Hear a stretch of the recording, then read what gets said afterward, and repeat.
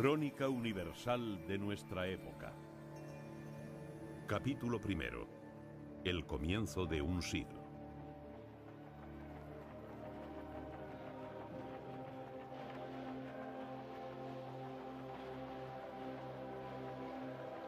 A lo largo del último tercio del siglo XIX, el mundo vivió en paz.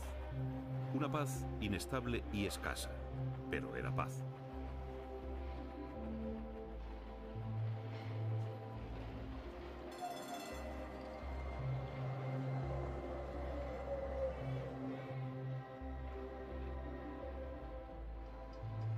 Los conflictos se resuelven rápidamente y no hay campaña que dure más de 2 años ni que perturbe el desarrollo económico y político.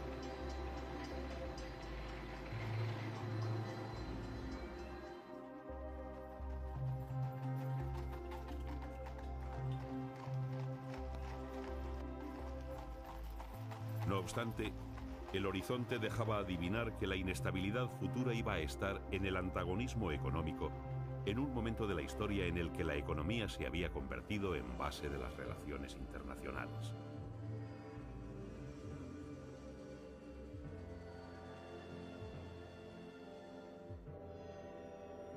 A ello se unirían las fricciones coloniales y un sistema político-militar inédito hasta entonces, la paz armada.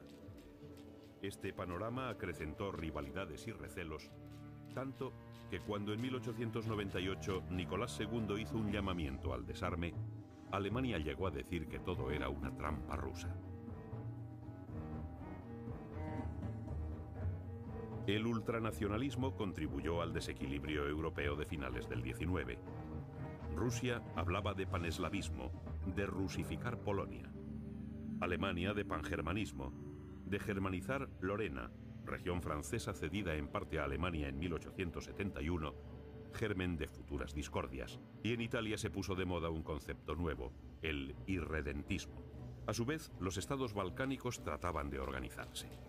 Esta hipertrofia del sentimiento nacionalista agudizó los problemas que estallarían de lleno en el siglo XX. Europa Central estaba en vísperas de ebullición por la política antieslava de Austria-Hungría en Bohemia. El orgullo nacional, el chauvinismo, no tardó en dejarse notar. A excitar los estados de ánimo contribuyó la prensa. El nacionalismo se defendía desde trincheras de papel, arsenal de palabras que, exagerando la bondad de lo propio y ridiculizando a los demás, caldeó el ambiente. A su vez, el ansia por conquistar mercados, propia del imperialismo económico, fomentó la intranquilidad y a finales del XIX todos querían lo mismo, colocar sus productos y acceder a las materias primas del mundo subdesarrollado. La política occidental estuvo imbuida de un complejo de superioridad con respecto al resto del mundo. Las ansias de dominio territorial obedecían al interés desmedido en forjar nuevos imperios. Los intereses comerciales y económicos lo demandaban en un momento de la historia en que Europa era un patio de vecindad comparado con la inmensidad de África y Asia. La apertura del Canal de Suez y los descubrimientos en África hicieron que Inglaterra, tras una serie de incidentes cínicamente planeados, se apoderara de Alejandría y El Cairo en 1882, quedando Egipto bajo su soberanía, que en 1885 se extendió al Sudán. Colonizó Nigeria y poco después pertenecían al Imperio Británico Uganda, la costa de Zanzíbar, la colonia de El Cabo y los países de la cuenca media del Zambeze hasta el lago Tanganica. Inglaterra se hacía con las tierras más ricas, desde Egipto al África del Sur, en una ancha franja solo interrumpida por el Congo belga y las colonias alemanas de África del Este. En 1881 los Boers se levantaron contra los ingleses en el Transvaal. El primer ministro William Gladstone devolvió la independencia a los insurrectos, no sin escandalizar a la alta burguesía inglesa, que no veía bien a Gladstone ni a sus ideas de ampliar el sufragio, conceder autonomía a Irlanda, democratizar la enseñanza y la administración y dar la independencia a algunas colonias. Las colonias eran signo externo de poderío. La Tercera República Francesa, con políticos como Jules Ferry, dio a este país un imperio colonial a partir de 1880.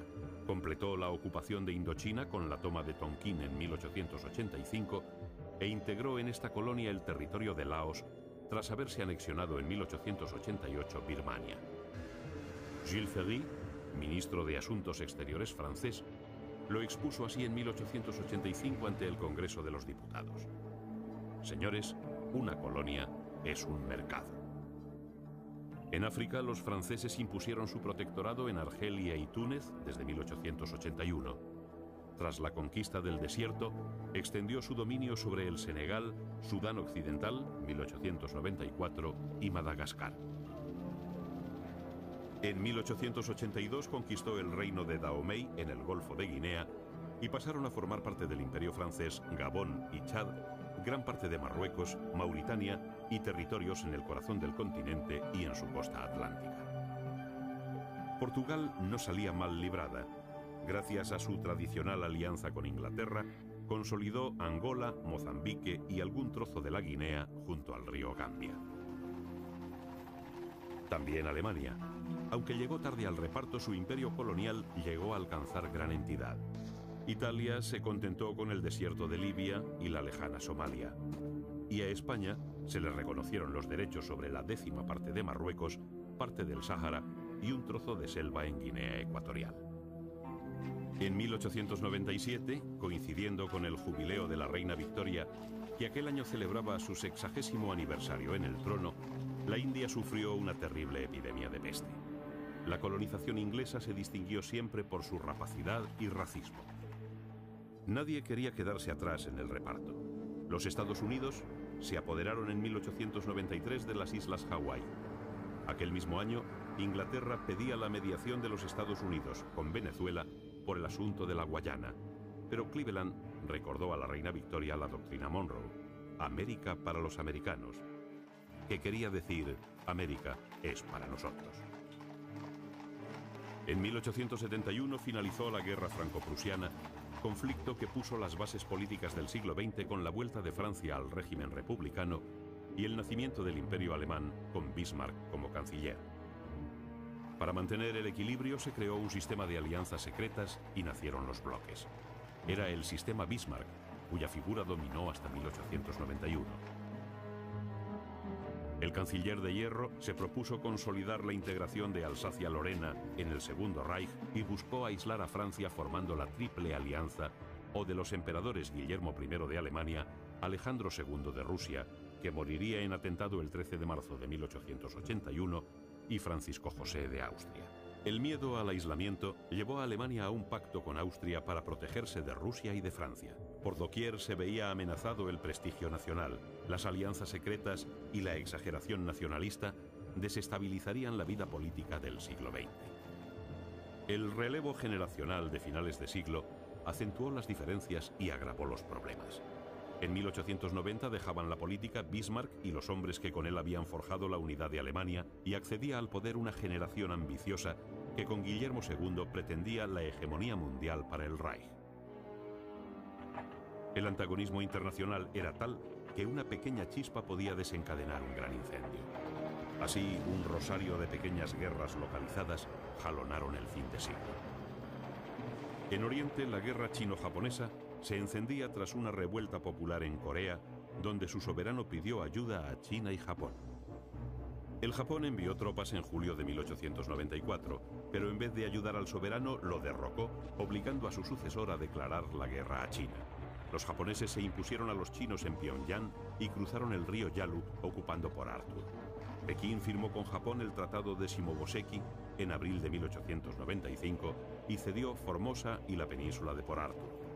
Rusia, apoyada por sus aliados occidentales, obligó al Japón a abandonar Port Arthur. Era el germen de la ocupación rusa de Manchuria en 1900. Guerras pequeñas, pero guerras y violencia al fin. Mientras los italianos se empeñaban en conquistar Etiopía, defendida por su rey Menelik, en Creta estuvo a punto de estallar un conflicto de incalculables dimensiones al apoyar Jorge I de Grecia la revuelta antiturca en febrero de 1897. En España, aquel año fue asesinado el presidente del gobierno, Antonio Cánovas. La guerra con Norteamérica, tras el hundimiento del Maine en la bahía de La Habana, acabó con la vida confiada de la Restauración. El siglo terminaría con el asesinato de Humberto I, rey de Italia, y la entronización de Víctor Manuel III. Los años que van de mediados del XIX al inicio del XX fueron cruciales. En aquel breve lapso de tiempo cambió el mundo. Una palabra se alzó con el protagonismo de la época: progreso, voz mágica que lo resumía todo. El tren alcanzó un desarrollo extraordinario. 500.000 de kilómetros de vías rodeaban el mundo y su auge disparó la economía y dinamizó la actividad comercial de países emergentes como el Canadá, cuyo Canadian Pacific unía en 1876 el Atlántico y el Pacífico. Rusia construyó el Transiberiano en 1891 con un recorrido de 7.500 kilómetros. A esta vía de salida de manufacturas y mercancías se unía el auge de la navegación a vapor. Los transportes bajaron sus precios hacia 1898 a la mitad. A finales del 19 se potenció la agricultura. Inmensos territorios fueron roturados. Era tan sencillo. La tierra apenas costaba nada y sus productos llegaban con rapidez y a bajo coste a los mercados.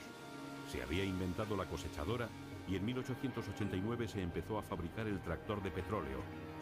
Los emporios agrícolas americanos, la ingente producción de Rusia, que compró con trigo sus primeras máquinas e instaló las primeras fábricas, la iniciativa india para racionalizar sus cultivos de cereales, la lana australiana, la enorme producción cárnica del cono sur americano, que se vio potenciada a partir de 1875 con los mataderos frigoríficos creados poco antes por Daniel Holden. Todo este boom agropecuario de un mundo emergente, que contaba con extensiones gigantes, fue en detrimento de los países europeos. Inglaterra, que en 1890 era autosuficiente en trigo, en 1900 importaba el 60% del cereal. Algo parecido sucedería en Alemania y otros países europeos debido al éxodo del campo a la ciudad, donde las fábricas requerían mano de obra en un momento de fuerte emigración europea a Estados Unidos, Canadá, Australia, Argentina o Brasil. De enorme importancia para comprender la historia del siglo XX fue que Alemania se convirtiera en la primera potencia industrial europea, doblando a Inglaterra en producción de carbón y produciendo 5 veces más hierro y acero. Era el motor de Europa.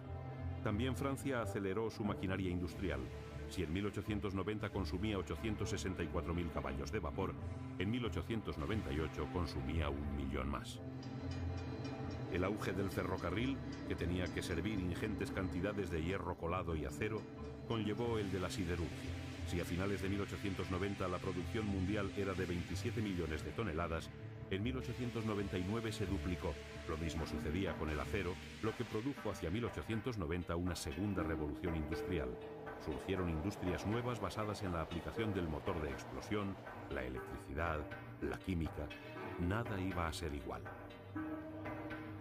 Comenzaba una nueva forma de colonización, la industrial y económica. Se creó una economía monetaria que generalizó el crédito. Grandes instituciones financieras pusieron de moda los bancos de depósitos y la gran empresa se acostumbró a recurrir a los banqueros. A partir de 1895 la economía mundial se transformó. A un momento dulce de la vida económica convenía una estructura política que potenciara la paz y garantizara el orden. Por iniciativa del zar Nicolás II se celebró en 1899 la Conferencia de La Haya. Americanos, europeos y potencias asiáticas acordaron resolver los conflictos mediante arbitraje. Todos firmaron. La estructura política finisecular puso las bases del siglo XX, pero los cambios de vida se debieron a los grandes inventos. La técnica empezó a decidir el destino del hombre y sus gustos, a satisfacer viejas necesidades y crear otras. El sistema de ventas a plazos facilitó el acceso de todos a todo, y la sociedad comenzó a superar diferencias de clase. La gente tendió a vestir de acuerdo con el patrón comercial que la publicidad aireaba y a consumir los mismos productos. El hombre de ingenio inventaba cosas útiles. Edison y Marconi son prototípicos. El hallazgo de las ondas hertzianas por Heinrich Hertz en 1887 supondría una revolución en las comunicaciones. Hermann Hollerith puso los cimientos de la informática en 1880 con su máquina estadística de tarjetas perforadas. Y la primera bombilla eléctrica veía la luz en 1879. 2 años después, Edison, inventor de la lámpara incandescente, montó su central eléctrica de Pearl Street, la primera calle artificialmente iluminada de la historia. 10 años después, fundó la General Electric Company. En 1876, Alexander Graham Bell hizo las primeras demostraciones del teléfono en la Exposición de Filadelfia, un invento que revolucionaría el mundo. En 1878 se instaló la primera central telefónica en New Haven, Connecticut. A Europa llegó un año después. El desarrollo y grado de aceptación del teléfono fue lento. En 1885 solo había en el mundo 70.000 abonados. En 1873 nació la máquina de escribir y a partir de entonces no hubo año sin logro técnico o científico trascendental. El submarino, el fotograbado, la estereofonía, el automóvil, el dirigible, la estilográfica, la motocicleta, el neumático, el cine, la radio, el teletipo. Una lluvia de genialidades transformó la vida y asomó al hombre a una era nueva. El físico Antoine Becquerel observó en 1896 que el uranio emite una radiación activa frente a las placas fotográficas y descubrió la radioactividad. Louis Pasteur demostró que los microorganismos eran causa de enfermedades y Robert Koch aisló el bacilo de la tisis. El mundo deportivo recuperó en 1896 un acontecimiento procedente de la antigüedad clásica: las Olimpiadas, iniciativa de Pierre de Freddy, barón de Coubertin. La primera Olimpiada moderna se celebró en Atenas con la asistencia de 285 deportistas de 13 países. El béisbol se consagra como el deporte rey en América, consiguiendo un auge sin precedentes. El tenis empezaba a atraer a las damas. En 1884, Maud Weston ganó el primer campeonato en Wimbledon. En el mundo del boxeo se dio una pelea singular entre Andy Bowen y Jack Burke en Nueva Orleans, una tarde de abril de 1893. 7 horas duró el combate y los boxeadores participantes acabaron mal.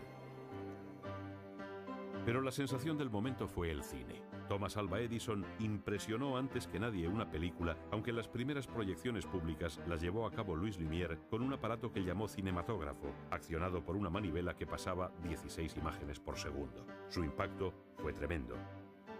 El 28 de diciembre de 1894, a las puertas del Gran Café, 33 espectadores se disponían a ver la primera proyección.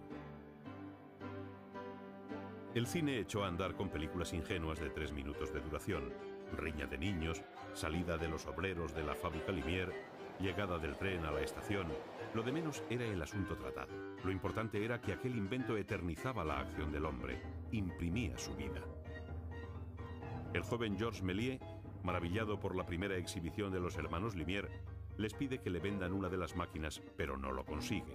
A partir de entonces, dedica todos sus esfuerzos a conseguir su propio equipo, filmando obras extraordinarias como Los sueños de un astrónomo en 1898 o El viaje a la Luna en 1902.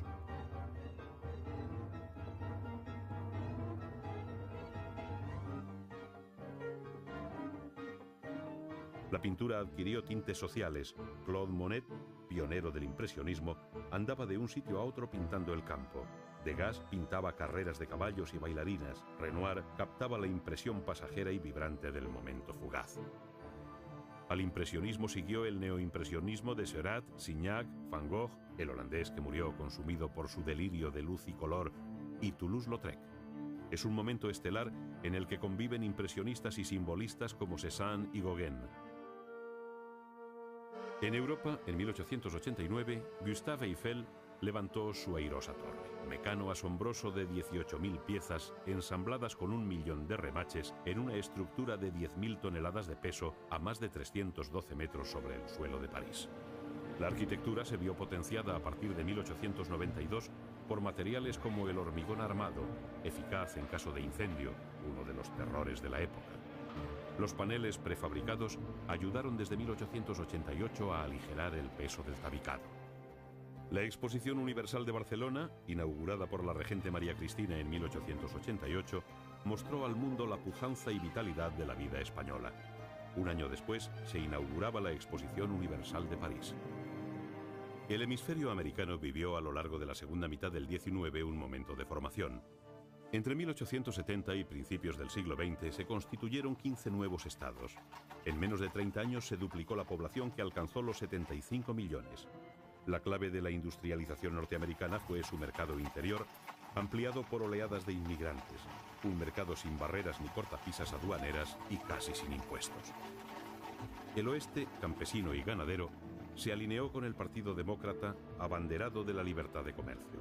Nacieron las centrales sindicales. Grover Cleveland cuyo último mandato terminó en 1897, había salido de sus filas. Eran vísperas del gran capitalismo americano. El sur se convirtió en una potencia textil. En la región de los Grandes Lagos creció la industria conservera y el descubrimiento del petróleo disparó una nueva fiebre del oro. Los nuevos líderes civiles, nacidos de las capas humildes, valoraban el trabajo más que al trabajador. John Rockefeller creó la primera refinería de petróleo de los Estados Unidos y levantó la Standard Oil Company. Andrew Carnegie se convirtió en el rey del acero y Pierpont Morgan en el de las finanzas.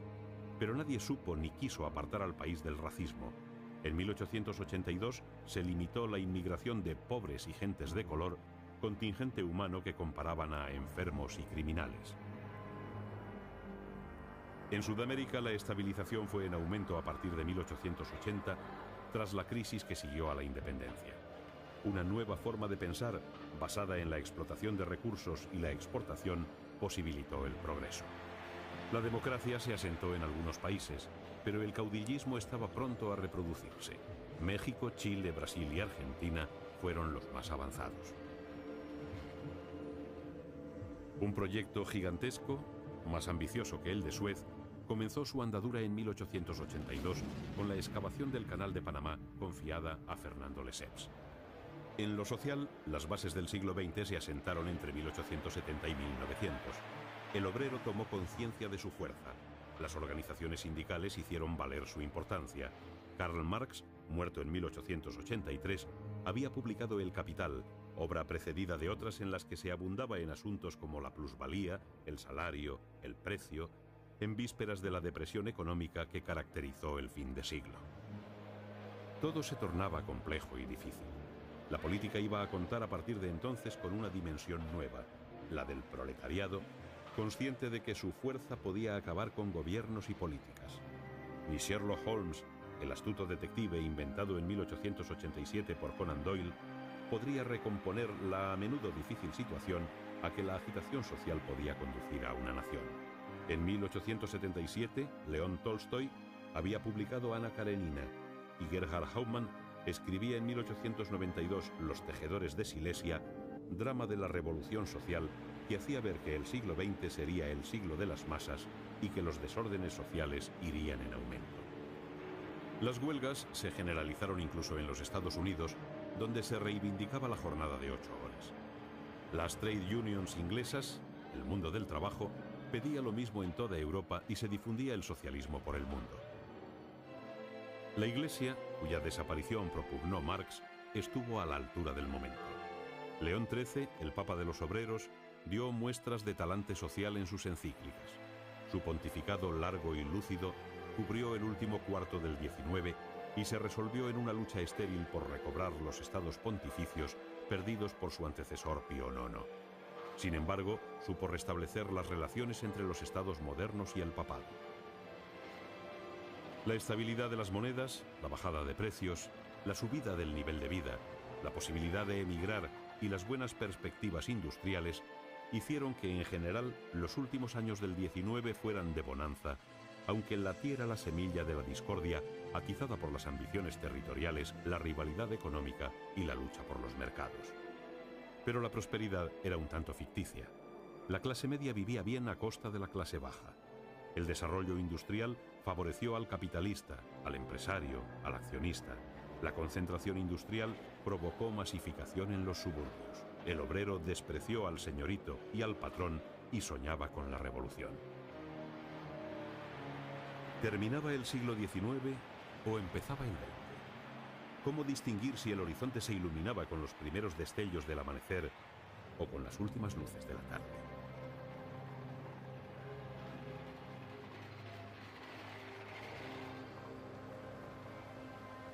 El siglo comenzaba bajo la huella de la tragedia.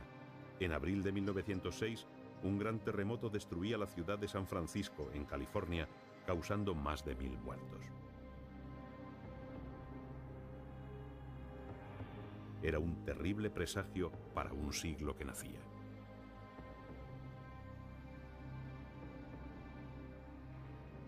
Iban a ser ciertos los temores expresados por McLuhan. El siglo XIX fue el de la reflexión y la cordura. El XX, se presentaba con visos irreductibles de tragedia, donde los hombres iban a verse abocados al enfrentamiento continuo. 1894, pero en vez de ayudar al soberano, lo derrocó, obligando a su sucesor a declarar la guerra a China. Los japoneses se impusieron a los chinos en Pyongyang y cruzaron el río Yalu, ocupando Port Arthur. Pekín firmó con Japón el Tratado de Shimoboseki en abril de 1895 y cedió Formosa y la península de Port Arthur. Rusia, apoyada por sus aliados occidentales, obligó al Japón a abandonar Port Arthur. Era el germen de la ocupación rusa de Manchuria en 1900. Guerras pequeñas, pero guerras y violencia al fin. Mientras los italianos se empeñaban en conquistar Etiopía, defendida por su rey Menelik, en Creta estuvo a punto de estallar un conflicto de incalculables dimensiones al apoyar Jorge I de Grecia la revuelta antiturca en febrero de 1897. En España, aquel año fue asesinado el presidente del gobierno, Antonio Cánovas. La guerra con Norteamérica, tras el hundimiento del Maine en la bahía de La Habana, acabó con la vida confiada de la Restauración. El siglo terminaría con el asesinato de Humberto I, rey de Italia, y la entronización de Víctor Manuel III. Los años que van de mediados del 19 al inicio del 20 fueron cruciales. En aquel breve lapso de tiempo cambió el mundo. Una palabra se alzó con el protagonismo de la época: progreso, voz mágica que lo resumía todo. El tren alcanzó un desarrollo extraordinario. 500.000 de kilómetros de vías rodeaban el mundo y su auge disparó la economía y dinamizó la actividad comercial de países emergentes como el Canadá, cuyo Canadian Pacific unía en 1876 el Atlántico y el Pacífico. Rusia construyó el Transiberiano en 1891 con un recorrido de 7.500 kilómetros. A esta vía de salida de manufacturas y mercancías se unía el auge de la navegación a vapor. Los transportes bajaron sus precios hacia 1898 a la mitad. A finales del 19 se potenció la agricultura. Inmensos territorios fueron roturados. Era tan sencillo. La tierra apenas costaba nada y sus productos llegaban con rapidez y a bajo coste a los mercados. Se había inventado la cosechadora y en 1889 se empezó a fabricar el tractor de petróleo. Los emporios agrícolas americanos, la ingente producción de Rusia, que compró con trigo sus primeras máquinas e instaló las primeras fábricas, la iniciativa india para racionalizar sus cultivos de cereales, la lana australiana, la enorme producción cárnica del cono sur americano, que se vio potenciada a partir de 1875 con los mataderos frigoríficos creados poco antes por Daniel Holden. Todo este boom agropecuario de un mundo emergente, que contaba con extensiones gigantes, fue en detrimento de los países europeos. Inglaterra, que en 1890 era autosuficiente en trigo, en 1900 importaba el 60% del cereal. Algo parecido sucedería en el gran capitalismo americano. El sur se convirtió en una potencia textil. En la región de los Grandes Lagos creció la industria conservera y el descubrimiento del petróleo disparó una nueva fiebre del oro. Los nuevos líderes civiles, nacidos de las capas humildes, valoraban el trabajo más que al trabajador. John Rockefeller creó la primera refinería de petróleo de los Estados Unidos y levantó la Standard Oil Company. Andrew Carnegie se convirtió en el rey del acero y Pierpont Morgan en el de las finanzas. Pero nadie supo ni quiso apartar al país del racismo. En 1882 se limitó la inmigración de pobres y gentes de color, contingente humano que comparaban a enfermos y criminales. En Sudamérica la estabilización fue en aumento a partir de 1880, tras la crisis que siguió a la independencia. Una nueva forma de pensar, basada en la explotación de recursos y la exportación, posibilitó el progreso. La democracia se asentó en algunos países, pero el caudillismo estaba pronto a reproducirse. México, Chile, Brasil y Argentina fueron los más avanzados. Un proyecto gigantesco, más ambicioso que el de Suez, comenzó su andadura en 1882 con la excavación del Canal de Panamá confiada a Fernando Lesseps. En lo social, las bases del siglo XX se asentaron entre 1870 y 1900. El obrero tomó conciencia de su fuerza. Las organizaciones sindicales hicieron valer su importancia. Karl Marx, muerto en 1883, había publicado El Capital, obra precedida de otras en las que se abundaba en asuntos como la plusvalía, el salario, el precio, en vísperas de la depresión económica que caracterizó el fin de siglo. Todo se tornaba complejo y difícil.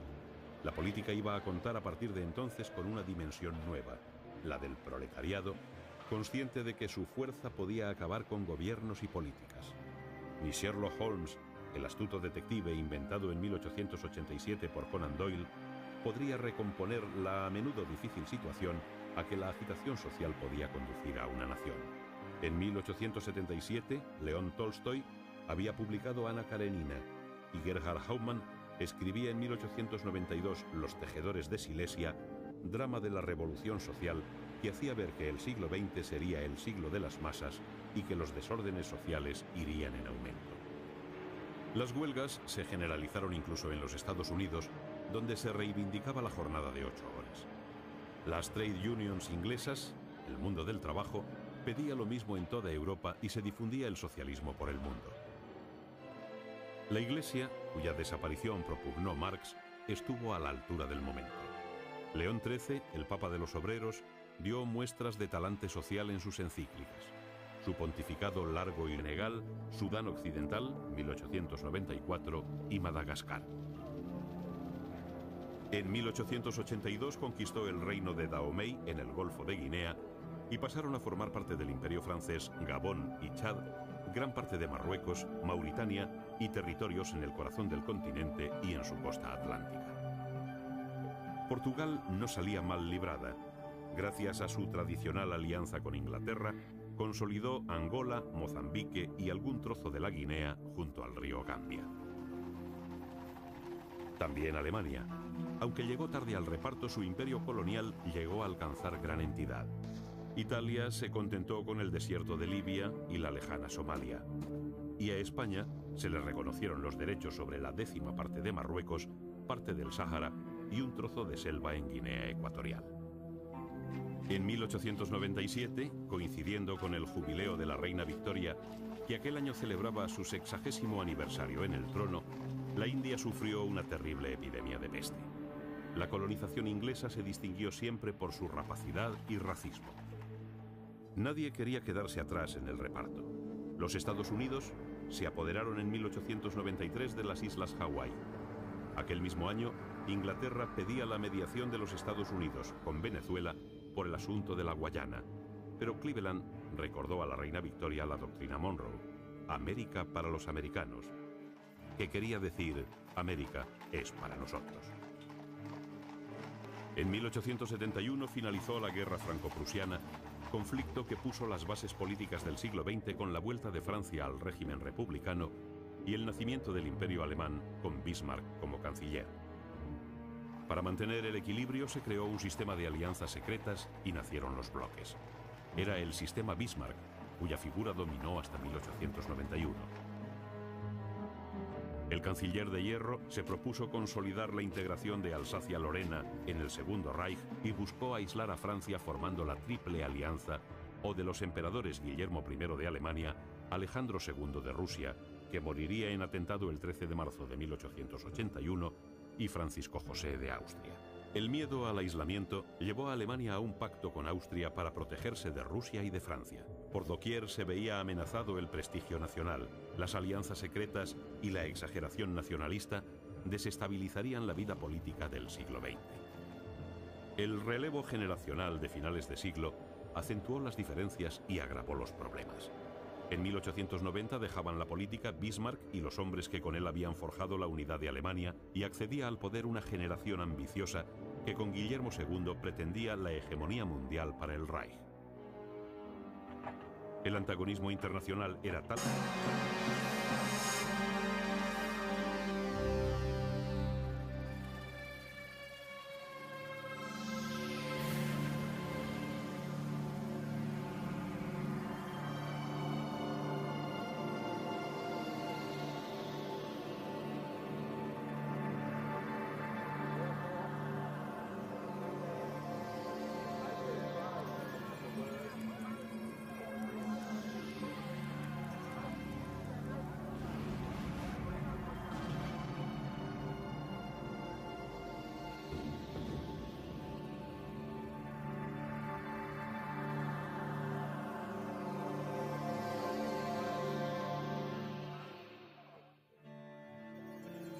Crónica universal de nuestra época. Capítulo primero. El comienzo de un siglo.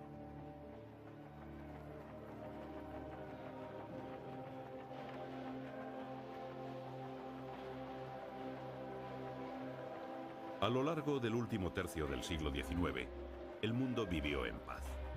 Una paz inestable y escasa, pero era paz.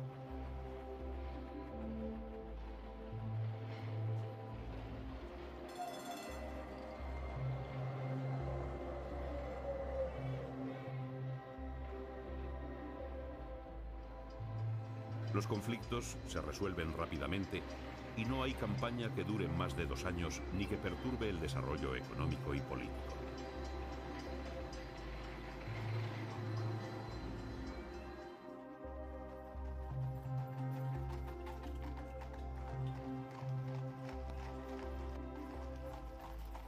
No obstante, el horizonte dejaba adivinar que la inestabilidad futura iba a estar en el antagonismo económico en un momento de la historia en el que la economía se había convertido en base de las relaciones internacionales.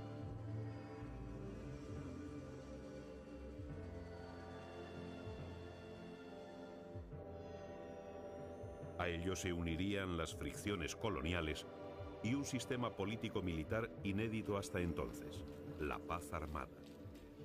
Este panorama acrecentó rivalidades y recelos, tanto que cuando en 1898 Nicolás II hizo un llamamiento al desarme, Alemania llegó a decir que todo era una trampa rusa. El ultranacionalismo contribuyó al desequilibrio europeo de finales del XIX. Rusia hablaba de paneslavismo, de rusificar Polonia. Alemania de pangermanismo, de germanizar Lorena, región francesa cedida en parte a Alemania en 1871, germen de Olimpiada moderna se celebró en Atenas con la asistencia de 285 deportistas de 13 países. El béisbol se consagra como el deporte rey en América, consiguiendo un auge sin precedentes. El tenis empezaba a atraer a las damas. En 1884, Maud Winston ganó el primer campeonato en Wimbledon. En el mundo del boxeo se dio una pelea singular entre Andy Bowen y Jack Burke en Nueva Orleans, una tarde de abril de 1893. 7 horas duró el combate y los boxeadores participantes acabaron mal. Pero la sensación del momento fue el cine. Thomas Alva Edison impresionó antes que nadie una película, aunque las primeras proyecciones públicas las llevó a cabo Louis Lumière con un aparato que llamó cinematógrafo, accionado por una manivela que pasaba 16 imágenes por segundo. Su impacto fue tremendo.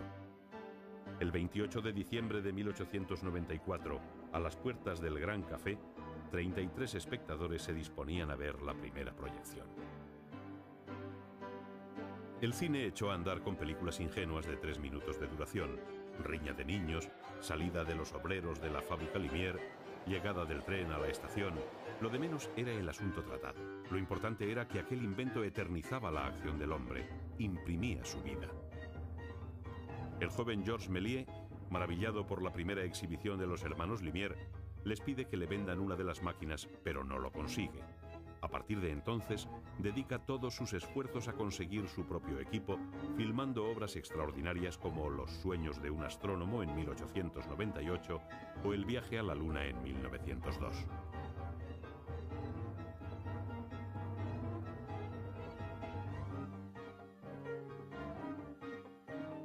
La pintura adquirió tintes sociales. Claude Monet, pionero del impresionismo, andaba de un sitio a otro pintando el campo.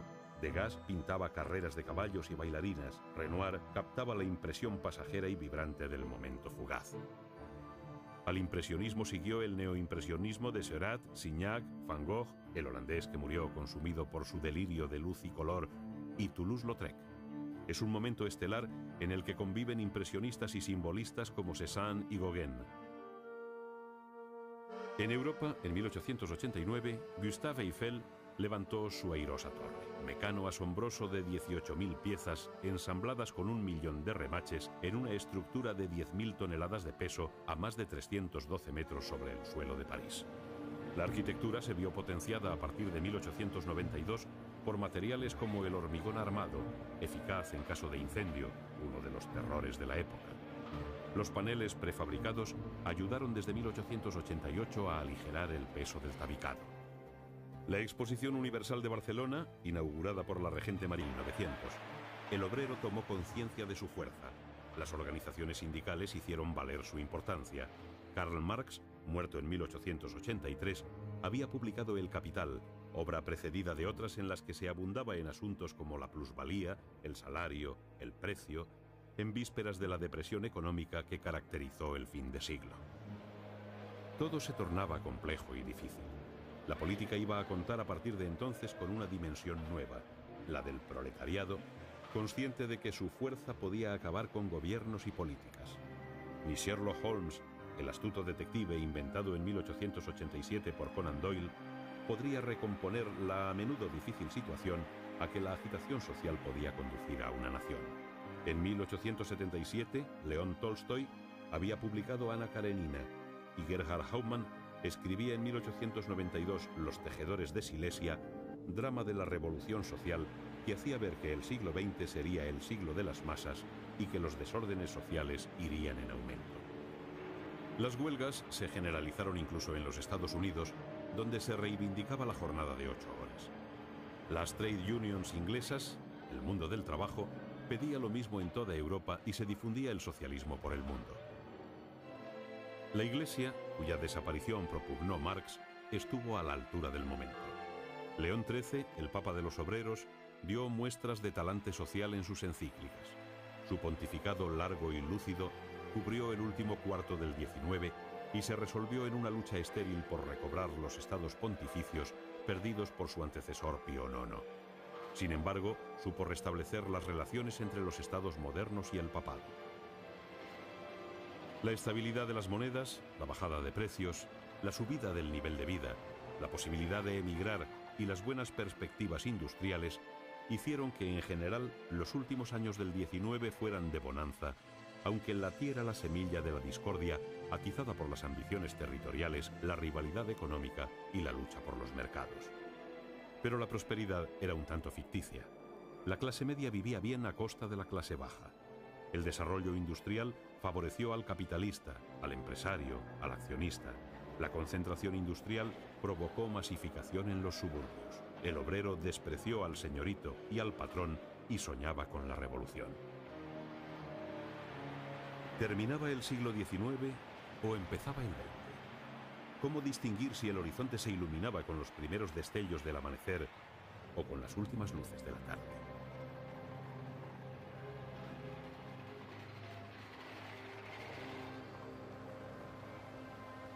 El siglo comenzaba bajo la huella de la tragedia. En abril de 1906, un gran terremoto destruía la ciudad de San